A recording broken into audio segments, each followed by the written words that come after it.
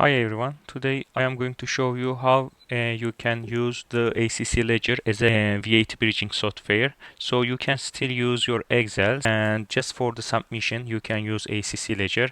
To do that you need to go to sign up page, and you need to choose an account type as Ad-hoc VAT Submission. Once you finish your sign up, you are going to be navigated to the company details page, and you need to enter your VAT registration number and business type.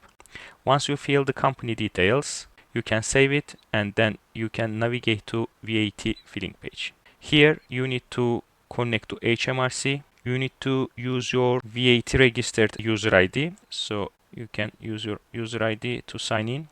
Once you give the permission to AccLedger, now it is going to connect to HMRC. Once this first step is done, you need to download your template file, and you need to fill your Excel according to your sales and expenses. Once you edit your Excel file, you can come here and upload your edited file, and all these fields will be automatically populated. You need to choose your filling period, which period you are going to submit your VAT return, and then you need to click finalized submissions if everything is fine, and then you will be navigated to the payment screen.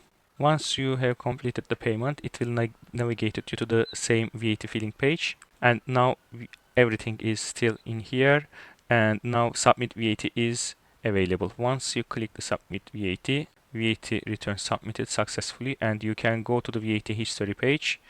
It will be populated here because we are using the test system. It is posting to 2017, so you can download your receipt from here and you can see your receipt. Thank you.